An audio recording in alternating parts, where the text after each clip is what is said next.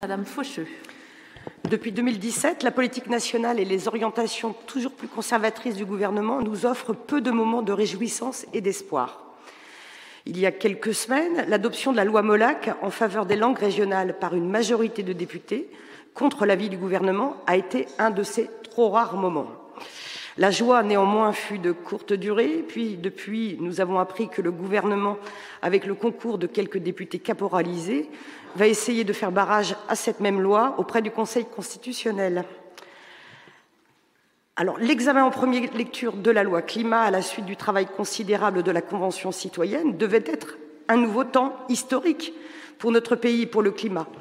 Et il n'en a rien été, alors que nous assistons chaque jour aux manifestations toujours plus nombreuses du réchauffement climatique.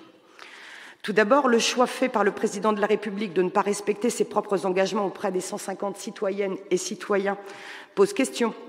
Le principe de la Convention citoyenne et sa méthode de travail ont été salués unanimement et par nous-mêmes de la même façon. Mais le refus de proposer l'ensemble des recommandations de la Convention plombe malheureusement cette innovation démocratique dès sa première expérimentation. L'organisation du débat parlementaire a confirmé le manque de volonté du gouvernement de faire de cette loi climat un véritable levier de transformation écologique et sociale.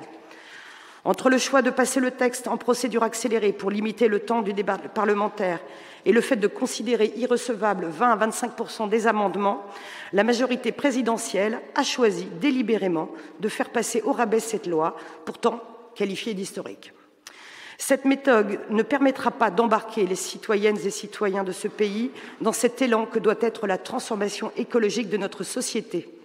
Cette aventure vers un avenir positif et résilient ne peut être que collective et partagée. Oui, le texte issu de la première lecture comporte quelques avancées et nous le reconnaissons.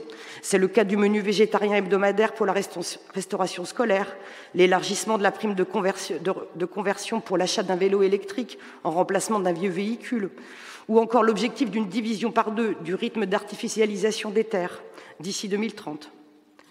Mais ces quelques mesures ne sont malheureusement pas à la hauteur. En effet, le texte est en trompe-l'œil sur certaines propositions, comme l'interdiction des publicités pour les énergies fossiles, mais pas pour d'autres produits néfastes pour le climat. La loi se contente de codes de bonne conduite à la carte, très vagues et sans sanction en cas de non-respect. Avec cette loi, les publicités pour les SUV et les liaisons aériennes ont encore de beaux jours devant elles. Le cadre est revu à la baisse également pour les publicités situées à l'intérieur des vitrines des commerces, qui ne seront plus soumises à l'autorisation préalable des maires.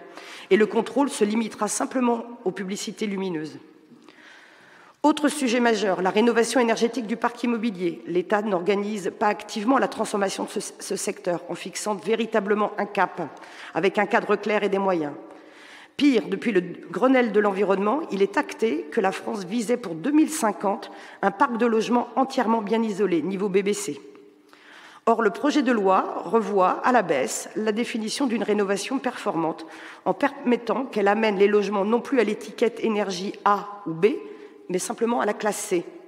C'est un recul extrêmement dangereux pour l'atteinte de nos objectifs.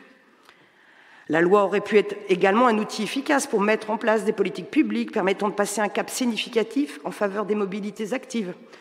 Ce n'est malheureusement pas le cas non plus et c'est totalement incompréhensible. Rappelons que le secteur des transports émet 27% des émissions de gaz à effet de serre et que le vélo est le seul véhicule zéro émission. 90% des amendements issus des propositions conjointes de la Fédération des usagers de la bicyclette et du Club des territoires et villes cyclables ont été rejetés avant même d'être discutés en commission spéciale. Qu'il s'agisse du forfait mobilité durable, du savoir rouler à vélo, du fonds vélo ou bien de la lutte contre les angles morts et la généralisation des 30 km/h en centre-ville, la loi est silencieuse. Ces propositions pourtant avaient été portées par tout un spectre politique, y compris au sein de la majorité. Autre recul notable en ce qui concerne le développement de la vente du vrac des produits en grande surface et de la consigne en verre. Le gouvernement a repris à 2025 l'éventuelle généralisation de la consigne et en 2030 pour le vrac. On aurait pu le faire bien plus tôt. La dernière inquiétude que nous avons concerne les mesures sociales et d'accompagnement des ruptures que nécessite la transformation écologique de notre société. Si nous n'aidons pas fortement les plus modestes, il n'y aura pas de changement global. Les mesures pour assurer un accès de toutes et tous aux acquis de la transition écologique, comme le prêt à taux zéro pour l'achat d'un véhicule propre pour des ménages à faible revenu, ou la prise en compte des enjeux de reconversion professionnelle, sont très largement insuffisants, voire absents du texte. Des inquiétudes et des incompréhensions naîtront de nouvelles résistances et des au sein de notre pays. L'écologie sera sociale ou ne sera pas.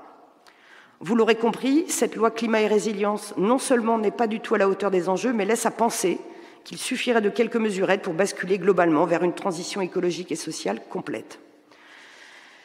Quelle que soit l'issue du travail législatif, ce débat national nous conforte dans l'idée que les territoires sont et seront les fers de lance de l'écologie.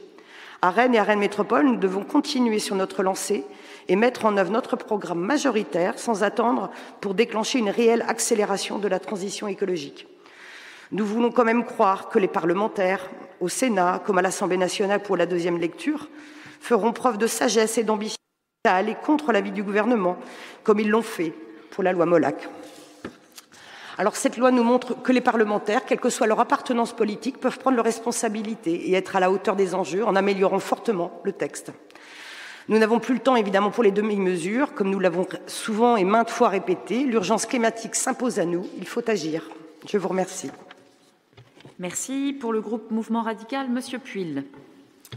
Madame la maire, mes chers collègues, la semaine dernière, un appel à la grève a été lancé par les livreurs Deliveroo Uber à Rennes.